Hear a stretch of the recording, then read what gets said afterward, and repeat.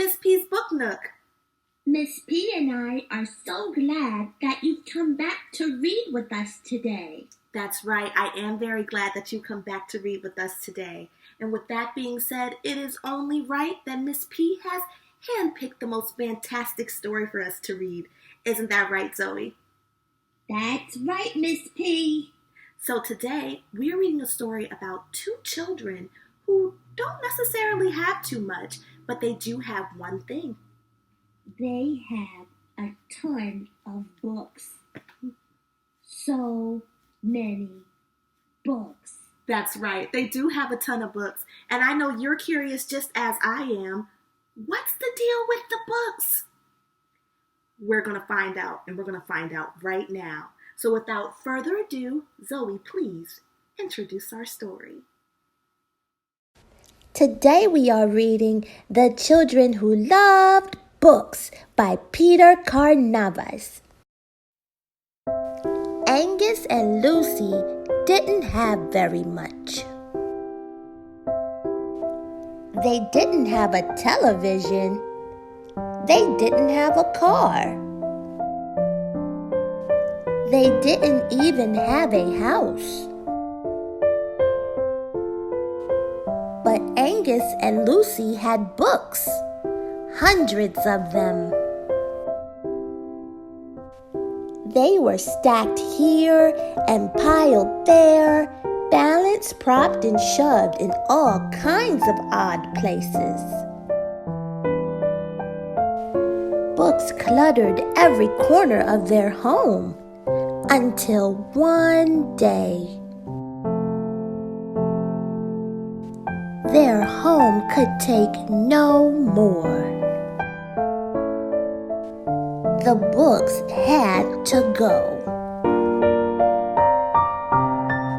But things were not the same. Bowls slid off of the table.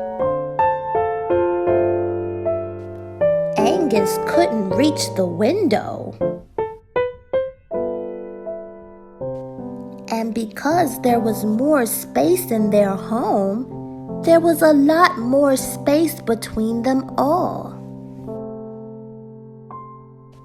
Then one afternoon, something tumbled from Lucy's school bag. "What's this?" said Dad. "A book," Lucy answered. "From where?" asked Mom. "The library," Lucy replied. Mom and Dad looked at the book. They opened it. Dad read the first sentence aloud, then the second. The children moved closer as Dad turned the page and read on. The light faded and the family moved inside, Dad reading all the way. They huddled beside the lamp and listened to the story. That night, as darkness fell upon the town, one small home shone brighter than any other. The next day, as the family yawned their good mornings, they were closer than ever before. With bleary eyes and full hearts, they rode through the clean morning air. Nobody had said a word, but Angus and Lucy knew exactly where they were going.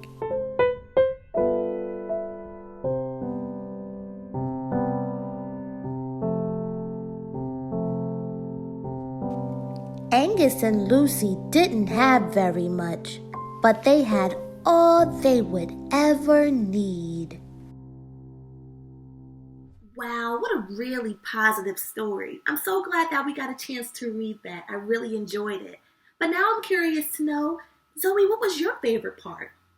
My favorite part is when the book fell out of Lucy's backpack and her dad began to read it. Oh yes, I do remember that. That was a really great part. But tell me why.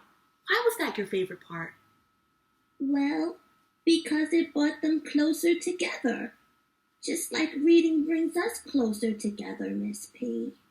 Oh, that's so sweet. I'm so glad you said that. And you know what, guys? Zoe is actually making a really good point that I've been meaning to share with all of you. Not only is reading good for us and great for our imagination, it helps our imagination grow. And not only does it help our imagination grow, but it has really great effects and benefits on our body. It's really positive for us. And I know that all of my friends want their brains to grow big and smart. Isn't that right? I know I do. Yes, me too. So I want all of my friends to know that anytime that you're feeling happy or sad or angry, or you're just not having the greatest day, or you can be having the most fantastic day, reading can always transport you to somewhere you've never been before. It can take us so many places. And again, it can help our imagination grow. And I want all of my friends to remember that. That's why Miss P loves to read so much. And that's why I love to share my reading with you. Well, I'm looking at the time. And it's time for us to go. I know. I'm not ready either. But you know what? Come back again next Tuesday. And we'll be here with a brand new story. Okay? Well, that's our show. It's time to go. From Miss P's Nook. Bye, guys. Also, don't forget to tune in next week for a brand new story. See you then.